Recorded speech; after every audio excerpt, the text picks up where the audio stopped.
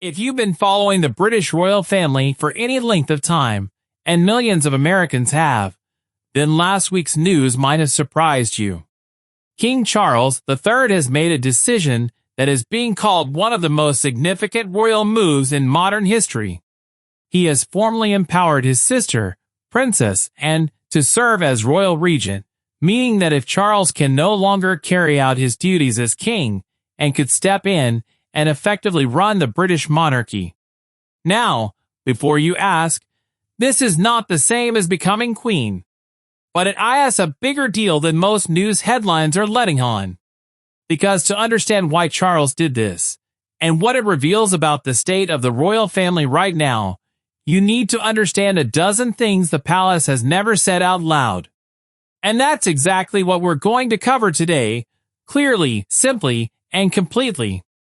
No confusing royal titles, no jargon, just the real story. Let's start with the basics.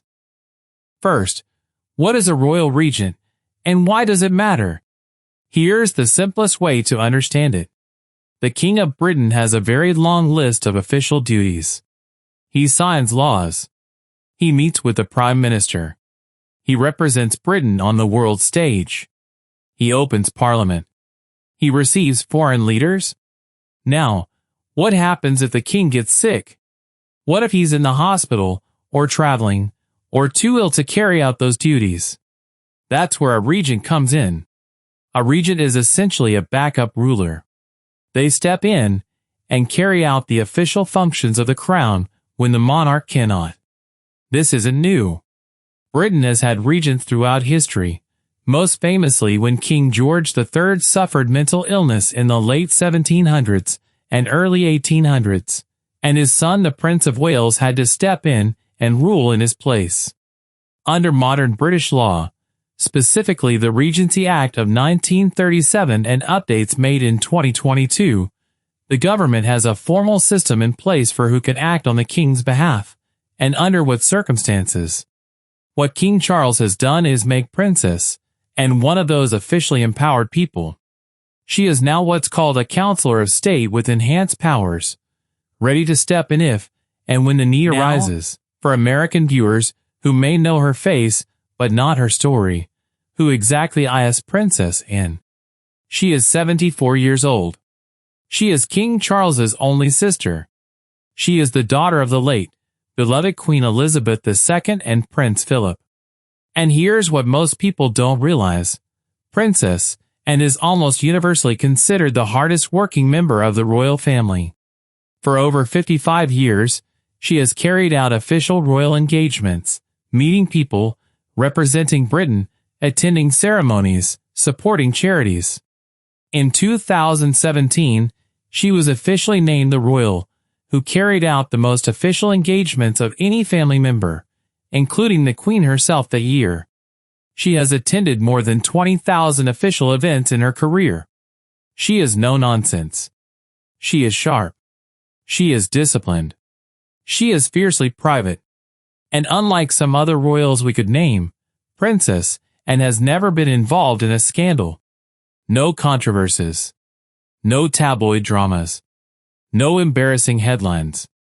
She competed in the Olympics in 1976, the first British royal to do so. She was a champion equestrian. She is a fellow of the Royal Society. In short, if you are designing the perfect backup for a king, Princess Anne is exactly what you build. Now, the reason this decision feels so significant is what's happening with King Charles himself. Charles was diagnosed with cancer in early 2024. The palace confirmed this publicly, though they were careful not to reveal the exact type. He has continued working. He has resumed public duties. And by all accounts, his treatment has been going reasonably well. But, and this is important, Charles is 76 years old. The demands of being king are enormous. And the royal family has clearly been making contingency plans.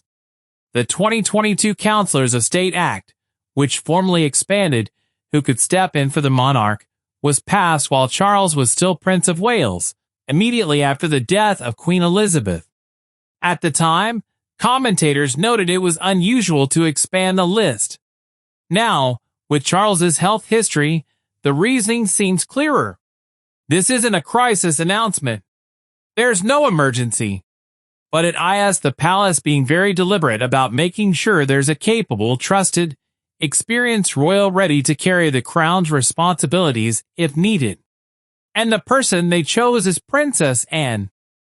The natural question most people ask is, why Princess Anne? Isn't Prince William next in line? Yes, William is next in line for the throne itself.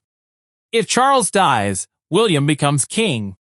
That doesn't change. But next in line for the throne and able to act as regent right now are two different things. Prince William has 3 young children. He has his own enormous schedule. He is being carefully prepared and groomed for his eventual role as king, and part of that preparation means not overloading him with day-to-day responsibilities that could exhaust or distract him. Think of it like a major company with a young heir being trained for CO. You don't make the 42-year-old heir do every single job right now. You have experienced senior executives ready to step in. That's Princess Anne's role. She's available. She's experienced. She's trusted absolutely.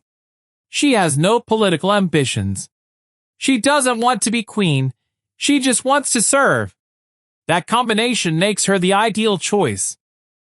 Some of you might be wondering about Prince Harry and Prince Andrew. Weren't they supposed to be counselors of state? And the answer is, yes, they were, until things fell apart. Prince Harry moved to California with his wife Meghan in 2020 and stepped back from royal duties. He is still legally in the line of succession, but he is not a working royal. He doesn't live in Britain, and asking him to step in during a crisis would be complicated, to say the least. Prince Andrew, the king's younger brother, has faced far more serious problems. He was stripped of most of his royal titles in 2025 following a series of controversies, and by early 2026, he faced even more severe scrutiny when questions arose about potential criminal matters. The British government indicated it was looking at legislation regarding the line of succession. In short, 2 of the people who might once have shared these responsibilities are no longer in a position to serve. That makes Princess Anne's role even more critical, and makes Charles's decision to empower her even more understandable. Let's be clear about what Princess Anne can and cannot do under this arrangement. As a counselor of state, she can sign official documents on behalf of the king, receive the credentials of foreign ambassadors, carry out formal state duties, represent the crown in official functions. What she cannot do: appoint a prime minister, dissolve parliament, make major constitutional decisions. And crucially, she is not the queen. She is not next in line. She is not replacing William or jumping the succession queue. She is the person the king trusts most to keep the machinery of the monarchy running smoothly if he is temporarily unable to. Think of her as the most responsible, most experienced person with the keys to the house, trusted to hold things together until the owner gets back. So what does all of this mean going forward? A few things. First, it tells us that King Charles, despite his public optimism, is being realistic about the demands of his role and his health. He is 76. He has battled cancer. And he is making sure the institution he loves is protected. Second, it elevates Princess Anne to a position of even greater significance within the working royal family. She was already the hardest working royal. Now she is formally the backup center of gravity for the crown. Third, it reveals something important about how the modern monarchy works. It is not a soap opera. It is not just crowns and carriages. Behind the scenes, there are very serious, very careful plans being made to ensure continuity, to make sure that if anything happens, Britain's constitutional monarchy continues without disruption. And fourth, it reminds us why Princess Anne has earned the admiration she has. Not through glamour, not through drama, but through decades of quiet, consistent, professional service. As one royal expert put it, if you want someone to hold the crown steady in a storm, you want Anne. Now, why should Americans care about all this? Well, for one thing, millions of you do care.